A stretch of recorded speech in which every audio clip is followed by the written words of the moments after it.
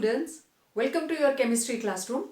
प्यारे बच्चों, आज हम बात करने वाले हैं unit 6 that is thermodynamics. Okay, तो पहले हम इस टर्म को देखते हैं। What is thermodynamics? तो it is thermos. Thermo stands for thermos and dynamic. Thermos means heat and dynamic means flow. So in general, it is flow of heat, right? And it was given by James Joule, right?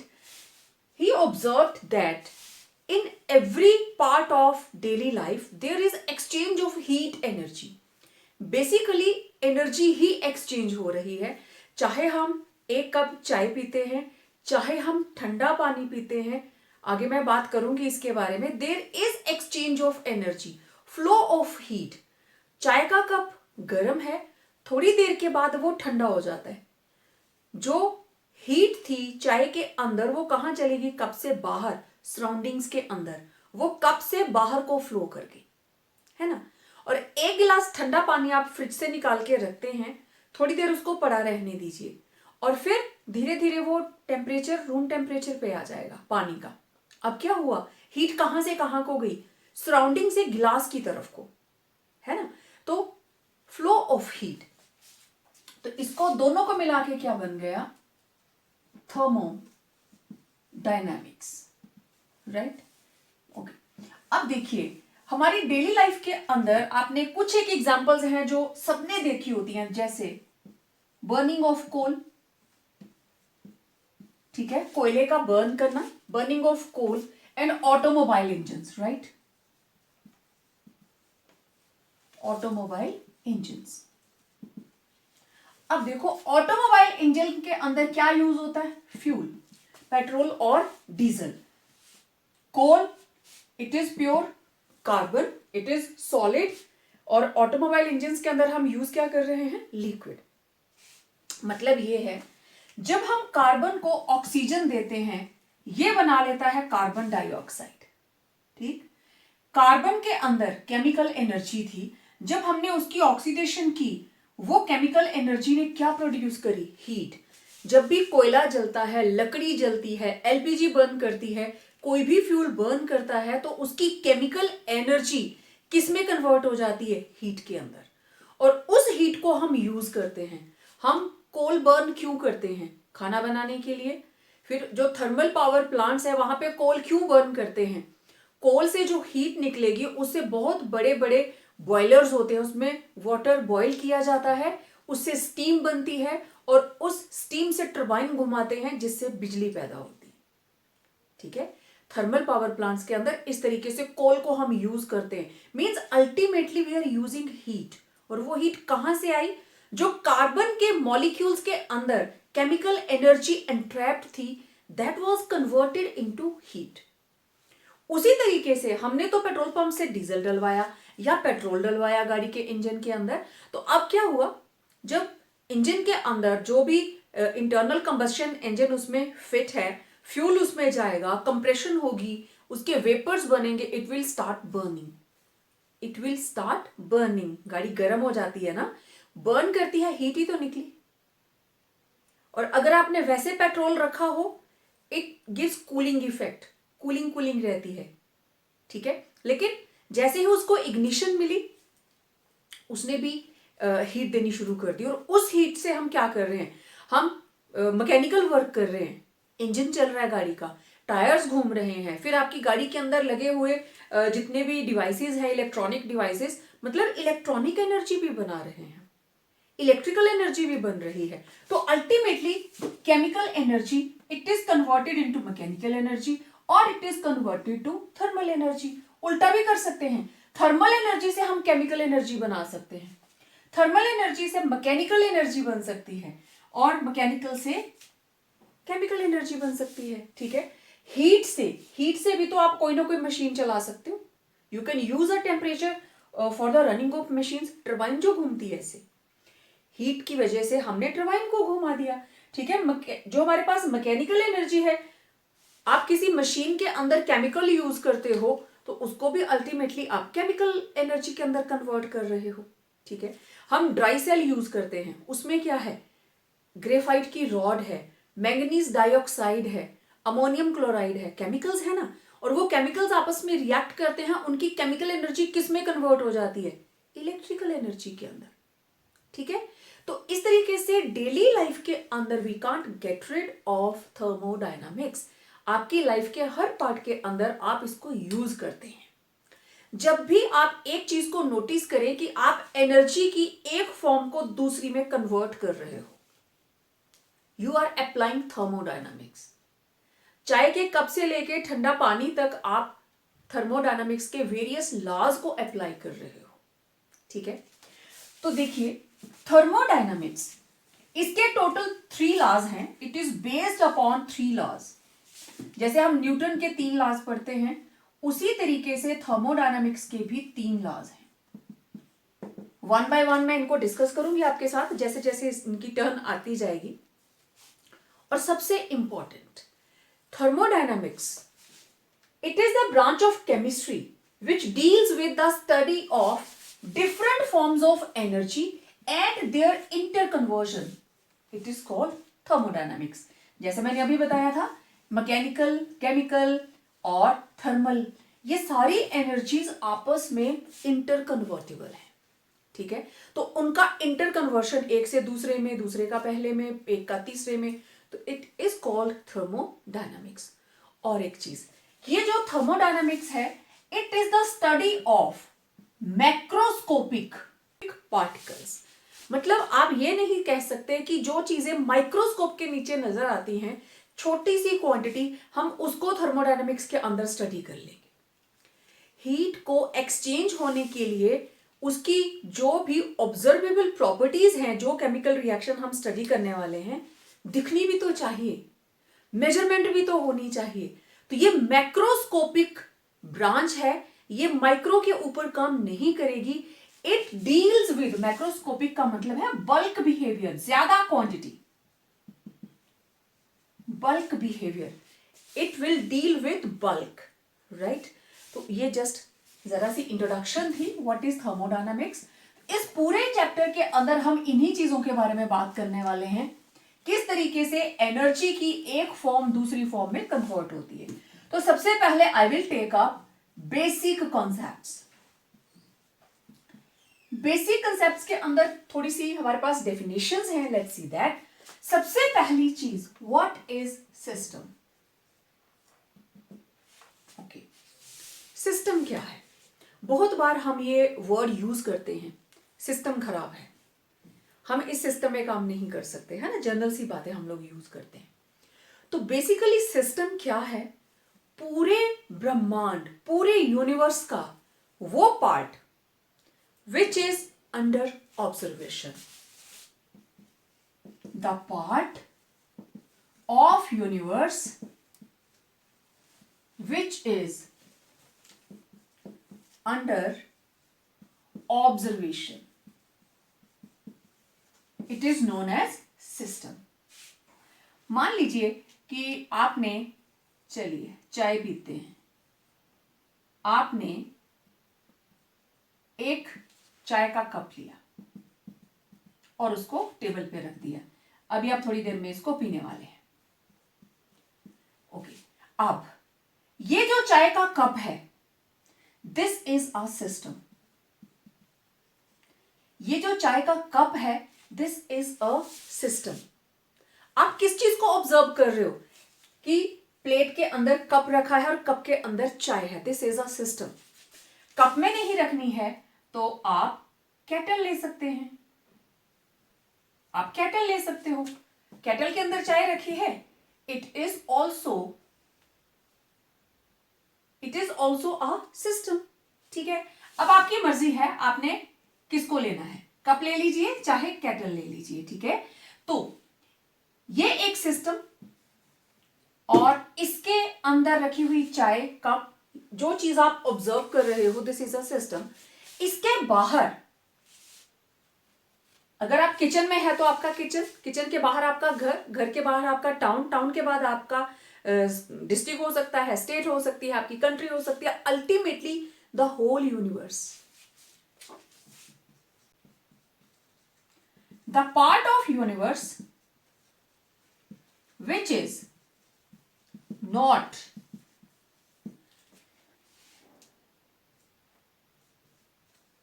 the part of system is called universe, is called surroundings. इसको हम कहेंगे surroundings. Clear बात. System जिसको आप observe कर रहे हो, और सराउंडिंग्स उसके अलावा सब कुछ पूरे ब्रह्मांड में जो कुछ भी है, दैट ऑल इज सराउंडिंग्स. एक सिंपल सा एग्जांपल लेते हैं. एक सिस्टम कंसीडर करते हैं. Late it be a classroom. Okay, classroom है, क्लास में बोर्ड है, क्लास में टीचर है, राइट. देन क्लास में स्टूडेंट्स हैं. ठीक है. और प्रोसेस क्या चल रहा है यहाँ पे? टीचिंग लर्निंग प्रोसेस चल रहा है क्लासरूम के अंदर. तो उस रूम के अंदर दैट इज अ सिस्टम. वहां एक सिस्टम काम कर रहा है. एक टीचर है जो टीचिंग कर रहा है, एक स्टूडेंट है जिसको लर्निंग हो रही है, और दे आर इंटरैक्टिंग. अब उनकी क्लास के बाहर ग्राउंड है, क्लास के लेफ्ट राइट और क्लासरूम्स हैं. बाकी सब कुछ उनके जो क्लासरूम का डोर है उसके बाहर पूरा स्कूल, दैट इज सराउंडिंग. पूरा आपका टाउन सराउंडिंग, पूरा आपका district, that is surrounding. Means उस क्लासरूम के बाहर जो कुछ भी है that is surroundings.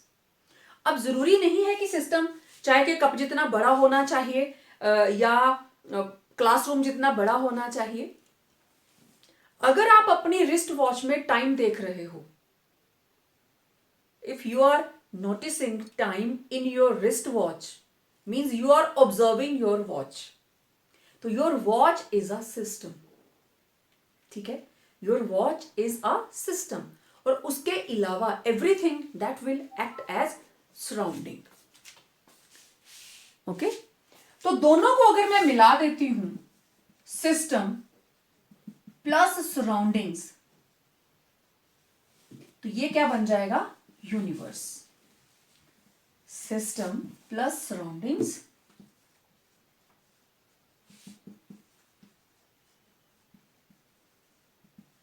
Equal to universe. ठीक है, सिस्टम और सराउंडिंग दोनों मिल जाएंगे तो यूनिवर्स. इसको मैं इधर ले जाऊं, यूनिवर्स में से सराउंडिंग, ठीक है, माइनस कर देते हैं तो क्या आ गया? सिस्टम. ओके, तो सराउंडिंग किसके बराबर होगी? Surrounding is equal to universe minus system. पूरे यूनिवर्स में से सिस्टम को माइनस कर दो तो बाकी क्या बचा? सराउंडिंग. क्लियर बात. तो दो ही चीजें हैं, सिस्टम एंड सराउंडिंग. ओके, अब देखो टाइप ऑफ सिस्टम. नेक्स्ट जो हमारा कॉन्सेप्ट है that is type of system. अब टाइप ऑफ सिस्टम को हम दो तरह से क्लासिफाई करेंगे. एक है होमोजीनियस सिस्टम, दूसरा है हेटेरोजीनियस सिस्टम. देखो, होमोजीनियस के अंदर it has only one phase. It has only one phase, एक ही फेज होगा. But heterogeneous, as the name indicates, hetero means more than one होगा. Heterogeneous, it has more than one phase. It has more than one phase.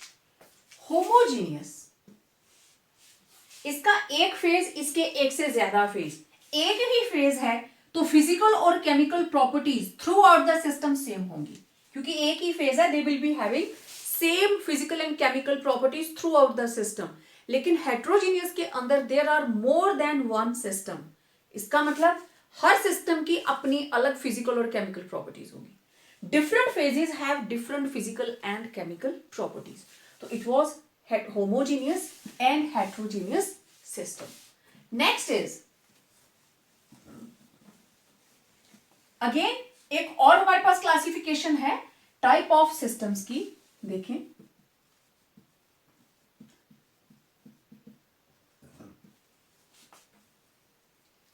This is open system,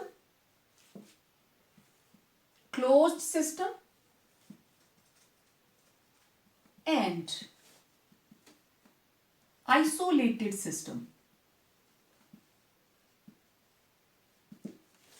देखो किसी भी system के अंदर हम जो भी एक्सचेंज करेंगे दो चीजें होंगी, एक होगी हीट मतलब एनर्जी, ठीक है, दूसरा होगा मास मतलब मैटर। दो चीजें हैं, एग्जांपल देती हूं मैं किस तरीके से। तो there will be exchange of matter and energy. अब हम देखेंगे कि किस तरीके से ये मैटर और एनर्जी को एक्सचेंज करते हैं या नहीं करते हैं। Okay, open system, in this type of system there is exchange of energy and matter with surroundings। System और सराउंडिंग्स के बीच में मैटर भी एक्सचेंज होगा और एनर्जी भी एक्सचेंज होगी।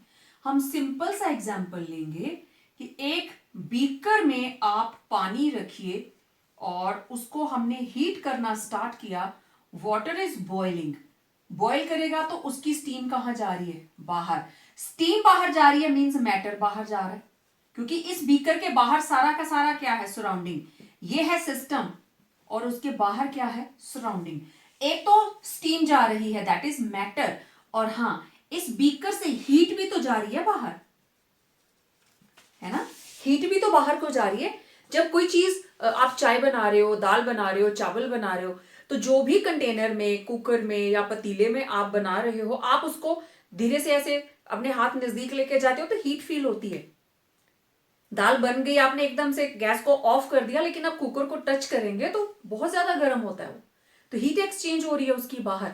फिर थोड़ी देर हम पड़ा रहने देते हैं, धीरे धीरे करके सारी की सारी हीट सराउंडिंग में ट्रांसफर हो जाती है और कुकर के अंदर रखी हुई दाल सब्जी ठंडी हो जाती है। तो इस तरीके से अगर ओपन कंटेनर है, कंटेनर के ऊपर ढक्कन नहीं है, तो it is an example of open system.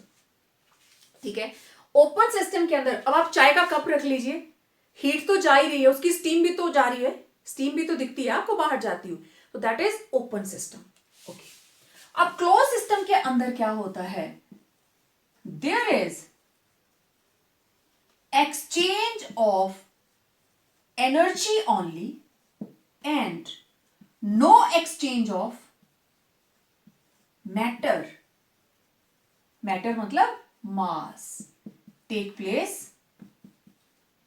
between system and surrounding। Okay, अब क्या किया, ये जो कंटेनर हमने रखा था ना पानी को बॉईल करने के लिए, अब बाकी सारा सिस्टम वही है, लेकिन हमने इसके ऊपर एक ढक्कन लगा दिया, लिड रख दी, और वो लिड उठेगी नहीं। हम उतना सा गर्म कर रहे हैं कि बॉइलिंग ना हो, जो कुछ भी है वेपर बनेंगे, इसके साथ चिपक जाएंगे, फिर ठंडे होके वापस गिर जाएंगे, ये प्रोसीजर चलता रहेगा।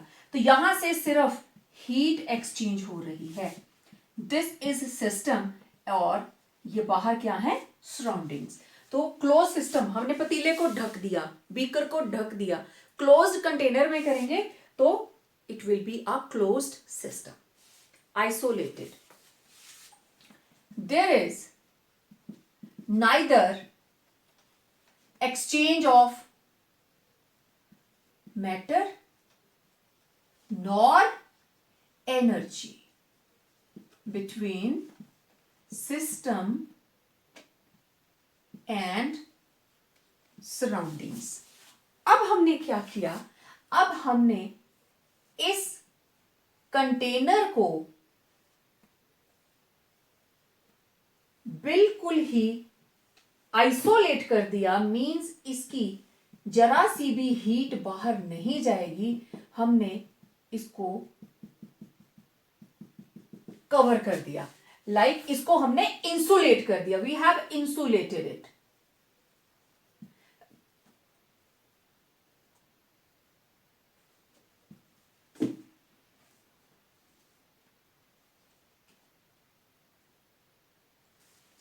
थर्मस सबके घर में है, आप उसमें गर्म पानी रखिए, चाय रखिए, कॉफी रखिए, जब तक ढक्कन बंद है वो गर्म ही रहेगी। ना तो उसका मैटर एक्सचेंज होगा, ना तो उसके वेपर सराउंडिंग में जाएंगे, ना उसकी इंसुलेशन को क्रॉस करके हीट बाहर जाएगी। आइसोलेटेड जिसका किसी के साथ कोई लेना देना नहीं है, ना उसको एनर्जी एक्सचेंज करनी है, ना उसको मैटर एक्सचेंज करना है। तो ये थे 3 तरह के systems, open, closed and isolated. Done. Burning of coal, ठीक है, burning of coal in air. कोयला जब हवा में जलता है तो कितनी ज़्यादा एनर्जी देता है, तो ये एनर्जी कहाँ है? It is stored in the molecules of carbon. ऐसे ही आपने सड़कों पे गाड़ियाँ दौड़ती हुई देखी हैं, तो गाड़ी चलाने के लिए हमें फ्यूल की ज़रूरत है जो इंजन के अंदर बर्न करता है। इसका मतलब फ्यूल के मॉलिक्यूल्स जो हैं, पेट्रोल या डीजल के मॉलिक्यूल्स हैं, उनके अंदर भी एनर्जी है।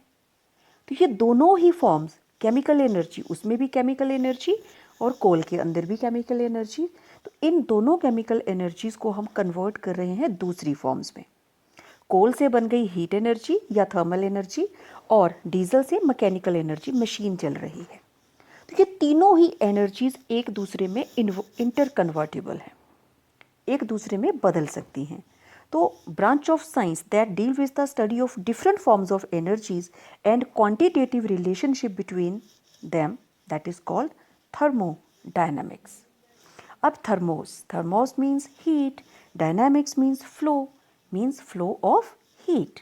तो this concept was given by James Joule in earlier 19th century, that thermodynamics deals with the energy changes within a system. अब सिस्टम क्या हुआ? System is that part of universe in which observations are made, means part of universe which is under observation. अब देखो, kettle के अंदर हमने T रखी है, तो इट इज़ अ सिस्टम, ठीक है। This part is under observation कि हमने टी पॉट के अंदर टी रखी है, ओके। अब इस कमरे के अंदर बाकी जगह केटल के अलावा this is surrounding. Rest of the part of universe other than this kettle, that is called surroundings. System और सराउंडिंग को जो बाउंड्री अलग करती है, इस एग्जाम्पल के अंदर वो बाउंड्री है इस केटल का सबसे बाहर वाला कवर। अब समटाइम्स बाउंड्रीज बिल्कुल रियल होती हैं और समटाइम्स इमेजिनरी होती हैं, ठीक है। अब देखो, सिस्टम के अंदर से हीट बाहर भी जा सकती है और बाहर से हीट अंदर भी आ सकती है। टाइप्स ऑफ थर्मोडायनामिक सिस्टम्स 3 तरह के हैं, ओपन, क्लोज्ड एंड आइसोलेटेड। अब इनको वन बाय वन हम डिस्कस करेंगे, ठीक है। सबसे पहले बात करते हैं ओपन सिस्टम की, उसके बाद हम क्लोज सिस्टम की बात करेंगे, उसके बाद आइसोलेटेड सिस्टम की। तो let's start with open system. Open system का मतलब कि जो बाउंड्री है वो बिल्कुल ओपन, अंदर से एनर्जी और मैटर दोनों ही सराउंडिंग के साथ एक्सचेंज किया जा रहा है। तो जैसे हमने एक कप रख दिया, चाय रखी है उसमें गरम, तो देखो उसमें से हीट बाहर को जाती है, गरम चाय अपने आप ठंडी हो जाती है, कप में डाल के रख छोड़ो आप, खुद ही गरम से वो ठंडी हो जाएगी। तो अब वेपर भी उठ रहे हैं, भाप जा रही है ना बाहर, तो सराउंडिंग के साथ मैटर भी एक्सचेंज हो रहा है और हीट एनर्जी भी। तो such type of system is called open system. Closed, अब हमने बाउंड्री क्लोज कर दी, अब इसमें से हीट तो जा सकती है, एनर्जी एक्सचेंज हो सकती है, लेकिन मैटर एक्सचेंज नहीं हो सकता। तो सच टाइप ऑफ सिस्टम, अब जैसे ये हमने टी ले ली in a closed steel pot, steel की केटल है, उसको हमने उसके अंदर चाय ले ली। अब वेपर तो बाहर नहीं जा रहे हैं, लेकिन हीट तो एक्सचेंज हो रही है ना। हमने पतीले में पानी बॉयल करना रखा, ऊपर से ढक्कन से उसको कवर कर दिया, लेकिन एनर्जी तो एक्सचेंज होगी ना, मैटर नहीं होगा, राइट। वेपर्स बाहर नहीं जा रहे। तो such type of system is called closed system, सिर्फ एनर्जी एक्सचेंज हो रही है। अब आइसोलेटेड की बात करें, टोटली सबसे अलग, ना एनर्जी एक्सचेंज होगी ना मैटर एक्सचेंज होगा। सबसे सिंपल एग्जांपल थर्मस। अब चाय को थर्मस फ्लास्क के अंदर डाल दीजिए, अब ना तो चाय के वेपर बाहर जाएंगे और ना ही उसकी एनर्जी एक्सचेंज होगी सराउंडिंग के साथ. तो neither energy nor matter is exchanged with surroundings. So such type of system is called isolated. अब हम बात करेंगे मैक्रोस्कोपिक प्रॉपर्टीज के बारे में. ये थे हमारे पास बेसिक कॉन्सेप्ट्स. मैक्रोस्कोपिक का मतलब bulk. Macroscopic properties, those properties which are based upon bulk behavior, quantity पे. ठीक है, बेस्ड अपॉन बल्क बिहेवियर. और ये है बेसिकली दो तरह की. बहुत इंटरेस्टिंग है ये. एक है एक्सटेंसिव, दूसरी है इंटेंसिव. पेपर में क्वेश्चन आता है what are extensive and intensive properties. Whenever you are getting a question for differentiation, जब भी आप डिफरेंशिएट कर सकते हो, always do in columns, left and right. आमने सामने लिखिए, लंबी कहानी मत लिखिए, क्योंकि नाप कर कोई नंबर नहीं देता है. ठीक है, तो इसको इस तरीके से आप लिखेंगे.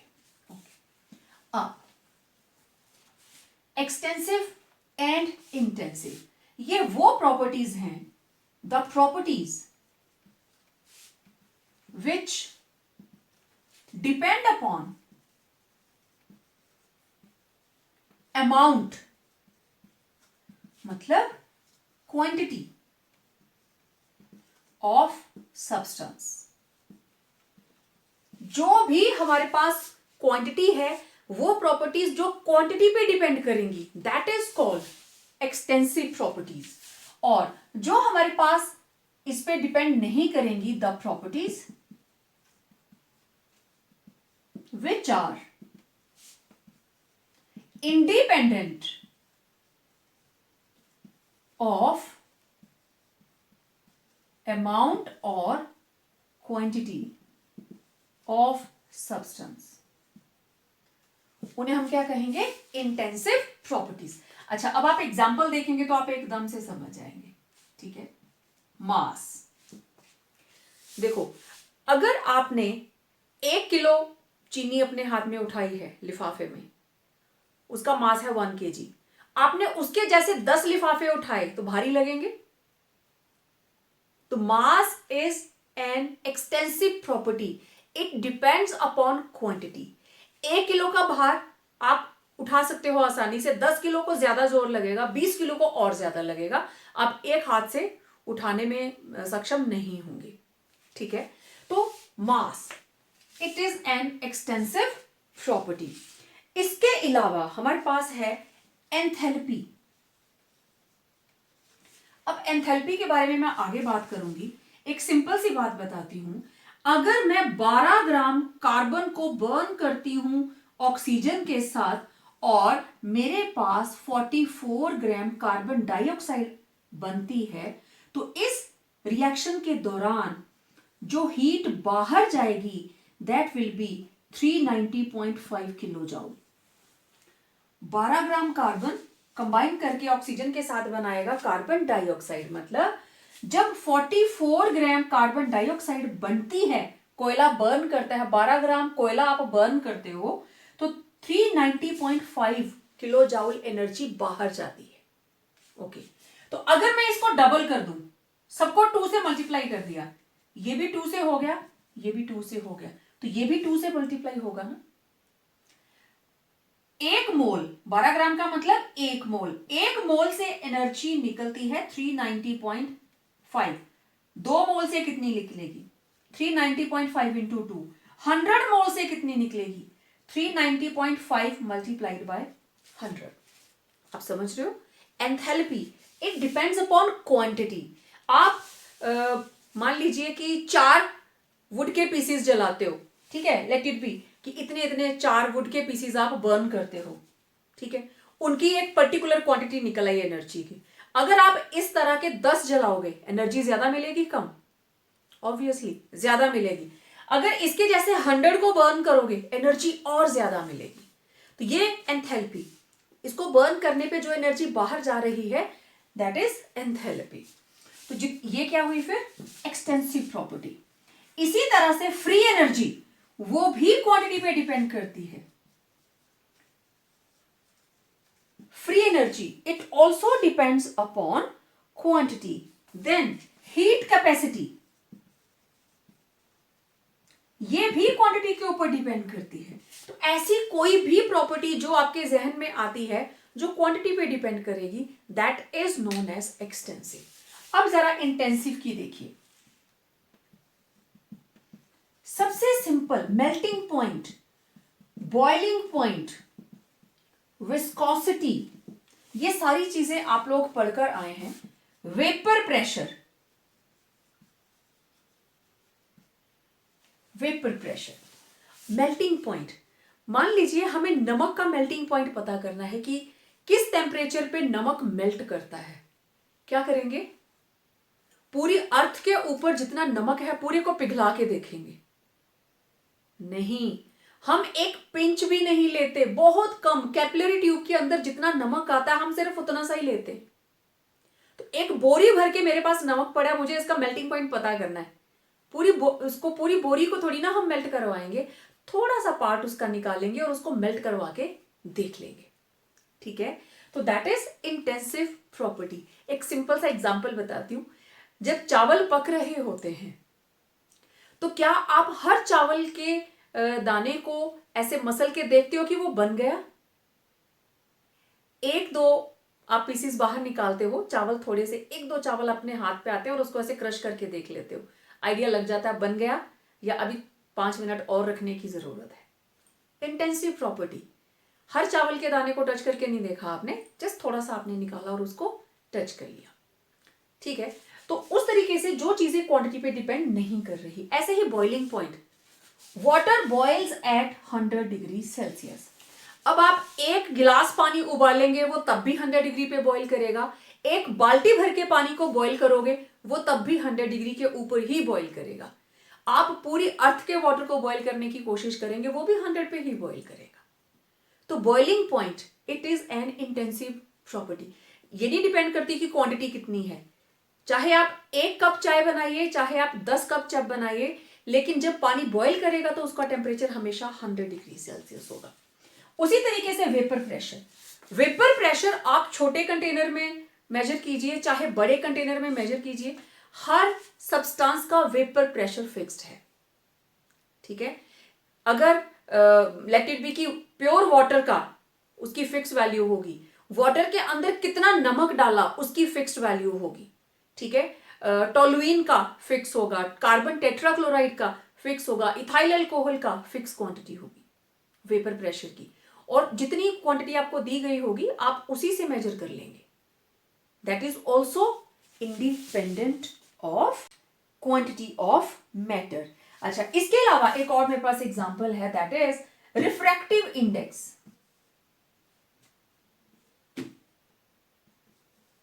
रिफ्रैक्टिव इंडेक्स, अब रिफ्रैक्टिव इंडेक्स किसका होता है? कांच या कांच जैसी चीजों का। तो अब क्या करेंगे हम, जितना पूरी दुनिया के अंदर कांच है सभी का टेस्ट करेंगे क्या? नो, जो भी आपके पास पीस होगा अगर वो प्योर ग्लास है उसका अलग होगा, अगर उस ग्लास के अंदर लेंथेनॉइड्स या एक्टिनॉइड्स मिक्स किए, हमने कलर उसको प्रोवाइड किया है, उसकी वैल्यू अलग से होगी। तो आप छोटे से पार्ट से भी रिफ्रैक्टिव इंडेक्स निकाल सकते हैं। विस्कोसिटी, वाटर की विस्कोसिटी, ऑयल की विस्कोसिटी, हनी की विस्कोसिटी, इसको निकालने के लिए बड़ी ज्यादा क्वांटिटी की जरूरत नहीं होती। जो कम क्वांटिटी की विस्कोसिटी की वैल्यू आएगी वही पूरी की पूरी क्वांटिटी की होगी। तो इस तरीके से आई होप आप समझ गए होंगे what are intensive properties and what are extensive properties. जो क्वांटिटी पे डिपेंड करे वो एक्सटेंसिव, इंटेंसिव, इन से मतलब इंडिपेंडेंट, ऐसे ले लेना, इन मीन्स इंडिपेंडेंट। तो जो इंडिपेंडेंट है अमाउंट ऑफ सब्सटेंस के, उस पर डिपेंड ही नहीं करती, तो दोज आर इंटेंसिव प्रॉपर्टीज। ठीक है, अब हम देखते हैं state of a system. Now there are few important definitions, बहुत सिंपल सिंपल सी हैं। What is state of system, what are state variables and what is a state function.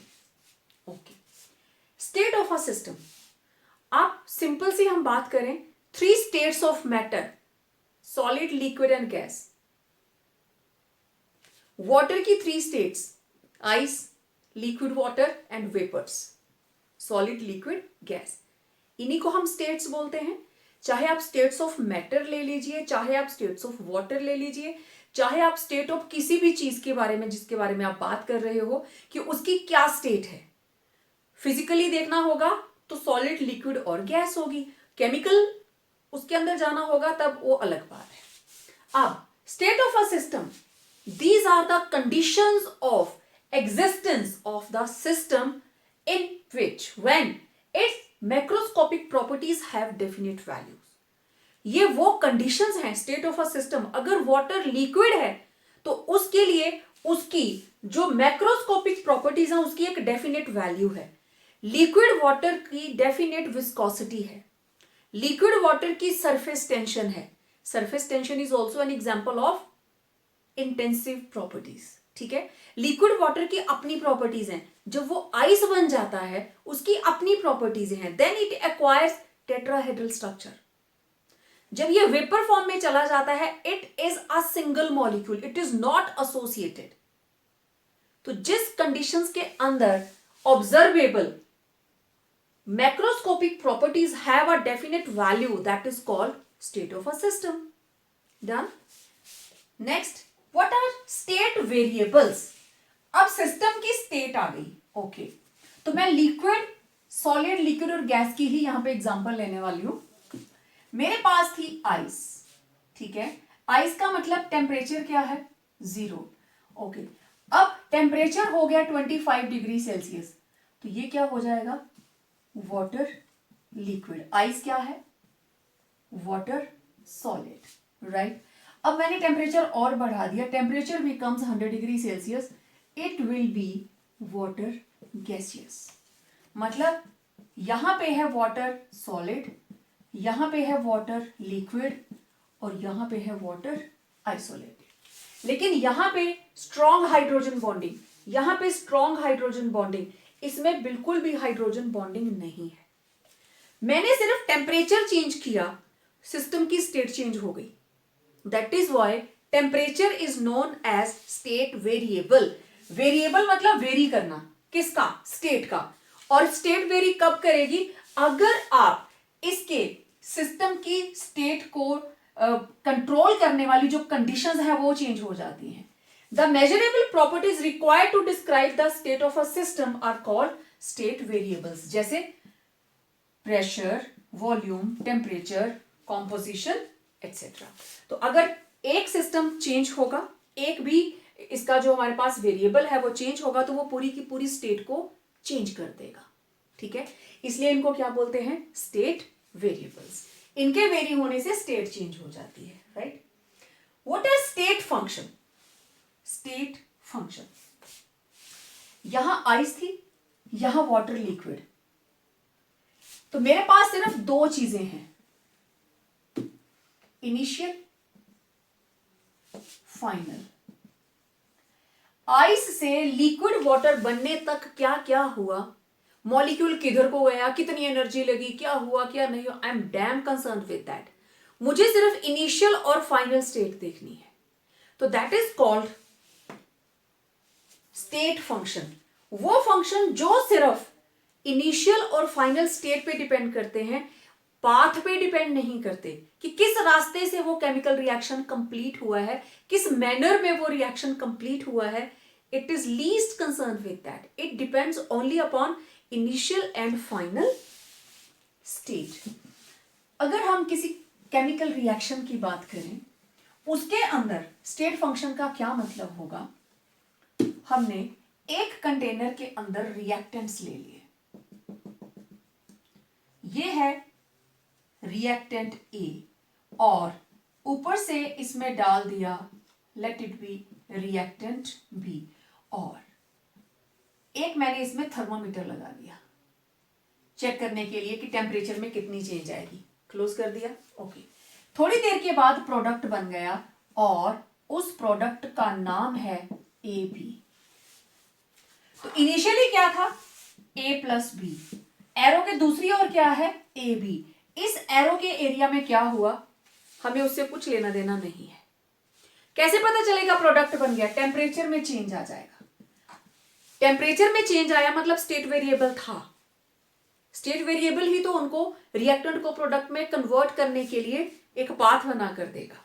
ठीक है, तो state functions, it is a property of the system whose value depends only upon state of the system and is independent of the path और manner by which the state is reached.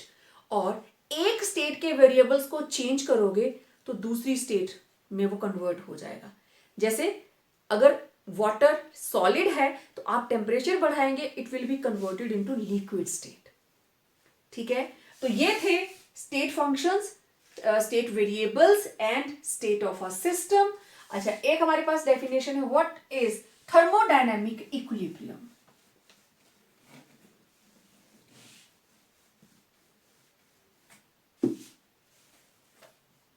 What is thermodynamic equilibrium?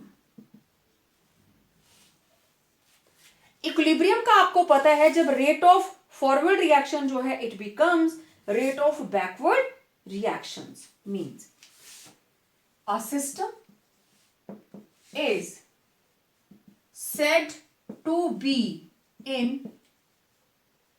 thermodynamic equilibrium। System को हम कहते हैं that it has attained thermodynamic equilibrium कब, if its macroscopic properties, कितनी सारी पढ़ ली, ये सारी की सारी मैक्रोस्कोपिक प्रॉपर्टीज हैं। if its macroscopic properties do not change with time। आप जितना भी चाहे इंतजार कर लें कि केमिकल रिएक्शन किस तरीके से होगा, there will be no change in macroscopic properties. और मैक्रोस्कोपिक प्रॉपर्टीज के अंदर क्या क्या आ जाएगा हमारे पास, macroscopic properties, pressure, volume, temperature etcetera, इनके अंदर कोई भी चेंज नहीं आ रही है, means a system is having thermodynamic equilibrium. अब ना तो टेम्परेचर चेंज हो रहा है, ना प्रेशर चेंज हो रहा है, ना कॉम्पोजिशन चेंज हो रही है, नथिंग इज हैपनिंग देयर। तो उस सिस्टम को हम बोलते हैं that is in thermodynamic equilibrium. तो अब आप अच्छी तरह से जानते हैं, system is the part of universe which is under observation and rest of the part other than system that is called surroundings। तो इसको जानने के लिए हमें ये पता होना चाहिए what is the state of system। state of a system वो conditions हैं जब हमारे पास observable macroscopic properties की कुछ value हो, means temperature, pressure and volume they are having specific values। अब यहाँ पे आप दो सिस्टम देखिए, लेफ्ट में हमारे पास सिलेंडर है और उसका वॉल्यूम है V1, this is initial state. हमने क्या किया, पिस्टन को नीचे करना शुरू किया, वॉल्यूम V1 से हो गया V2 और V2 देखो कम है ना। तो इनिशियल स्टेट में वॉल्यूम ज़्यादा था, फाइनल स्टेट में वॉल्यूम कम है। जिसमें वॉल्यूम ज़्यादा था उसमें प्रेशर कम, जिसमें वॉल्यूम कम हो गया उसमें प्रेशर ज़्यादा। तो ये सारे के सारे pressure, volume and temperature, these are called state functions. क्योंकि किसी भी स्टेट को डिफाइन करने के लिए हमें उसकी टेम्परेचर की कंडीशन बतानी होती है, उसके प्रेशर की कंडीशन बतानी होती है और उसके वॉल्यूम की कंडीशन बतानी है। तो प्रेशर, टेम्परेचर, वॉल्यूम ये हैं स्टेट फंक्शंस। तो what are macroscopic properties. Macroscopic properties मतलब वो प्रॉपर्टीज़ जो बल्क पे डिपेंड करती हैं, क्वांटिटी पे डिपेंड करती हैं। ठीक है, बल्क मतलब ज़्यादा एरिया हमें देखना पड़ेगा उसके लिए। तो ये दो तरह की हैं, एक्सटेंसिव एंड इंटेंसिव। एक्सटेंसिव वो हैं जो क्वांटिटी ऑफ मैटर पे डिपेंड करती हैं, जैसे मास, वॉल्यूम, देन हीट कैपेसिटी। ठीक है, मैंने आपको एग्जांपल्स दिए थे इसके। अब 2 ml वाटर और 100 ml वाटर, दोनों में से ज़्यादा वॉल्यूम कौन सा है, क्वाइट ऑब्वियस 200 ml। तो this is extensive property. Volume जो है वो क्वांटिटी पे डिपेंड कर रहा है और intensive means independent. These are independent of the amount of substance present in the system.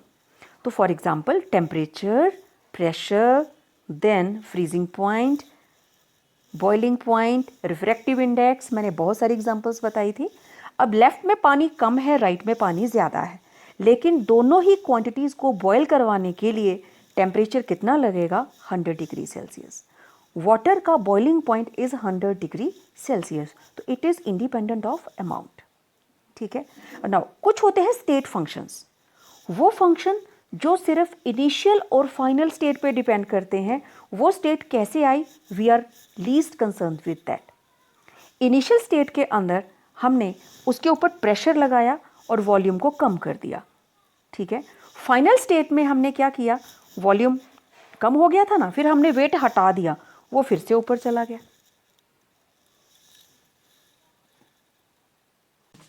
अब मैं बात करने वाली हूं various types of processes and these are damn sure in paper.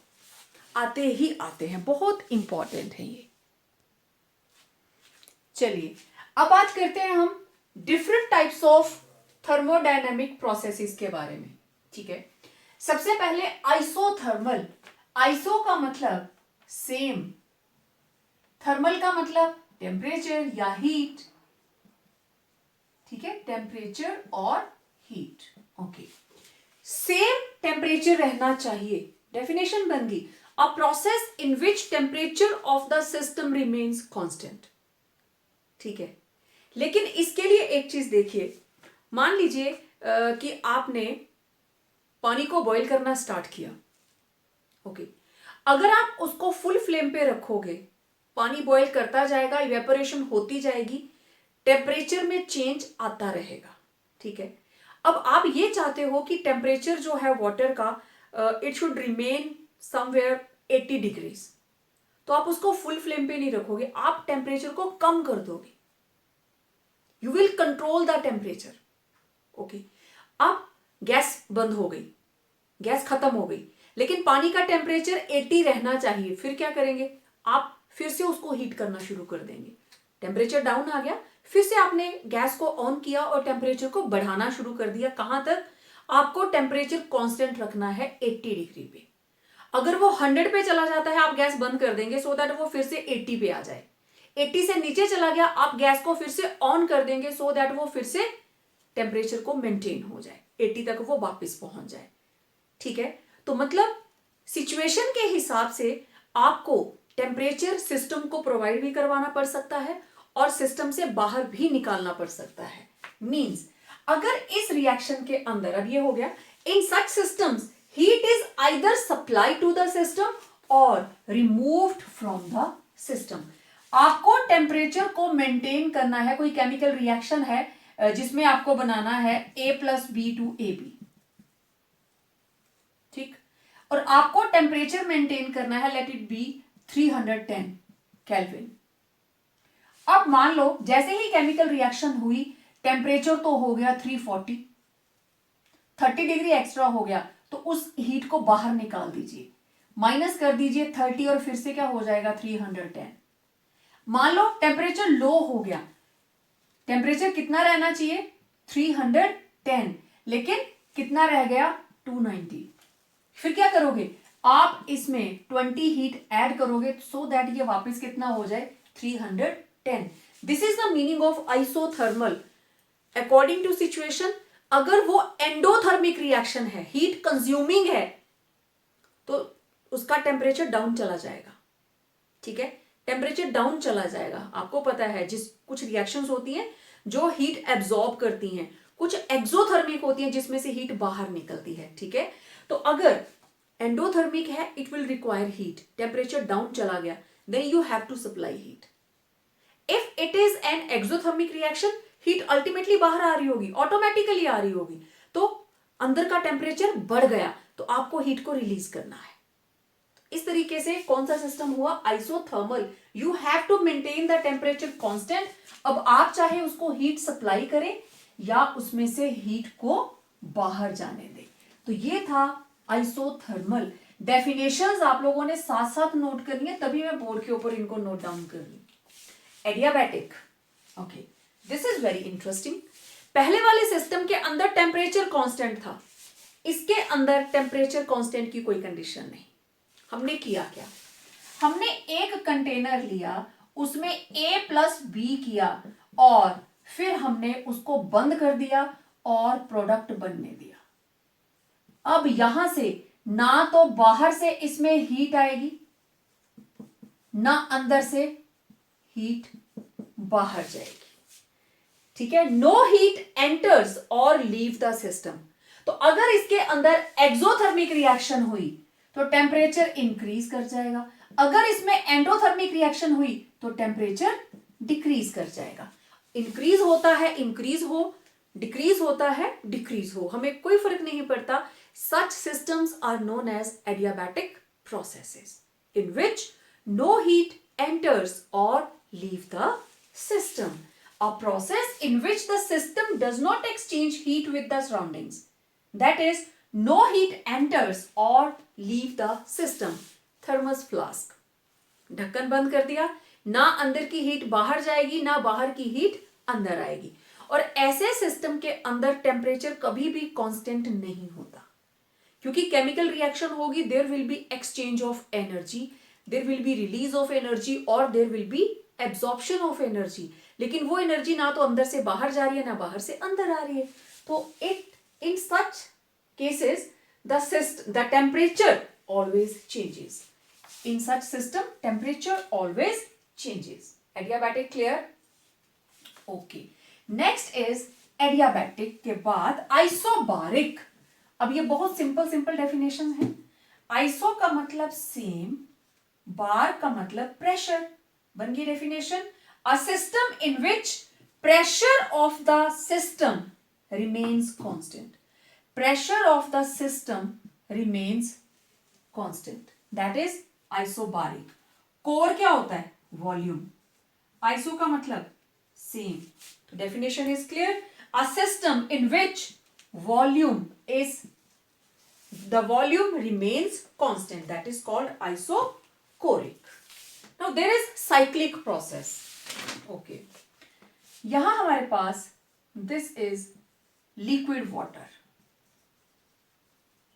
Pond's में है, रिवर्स में है, जहां जहां पे भी ओपन पानी पड़ा हुआ है, सी में है. Okay, liquid water. यहां से वाटर वेपर बन के उड़ा. ठीक, और वो बन गया वाटर गैशियस. ठीक, this process is called evaporation. बादल बने, जब इनकी कंडेंसेशन स्टार्ट हुई, क्लाउड्स के बाद अल्टीमेटली कंडेंसेशन. कंडेंसेशन मतलब रेन हो गई. रेन होने के बाद वाटर गैशियस फिर से क्या बन गया? Water liquid. हमने यहीं से स्टार्ट किया था. वेपर बना, क्लाउड्स बने, रेन हुई, और इसको आप क्या बोलते हो? Hydrogen cycle, carbon cycle. बहुत सारे साइकिल्स आप 10th में पढ़ते हैं. साइकिल किस लिए? जहां से स्टार्ट किया था वेरियस स्टेप्स को फॉलो करते हुए वो वहीं पे वापस पहुंच जाएगा.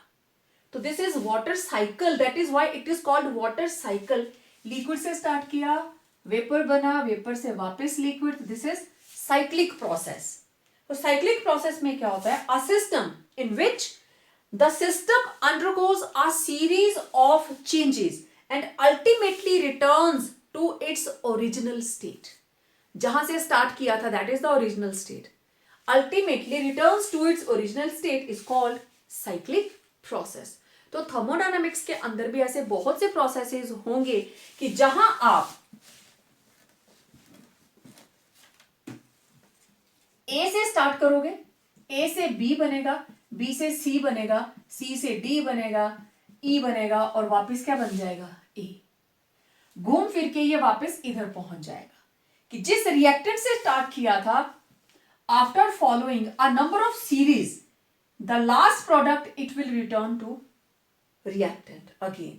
Done. Now we are left with reversible process.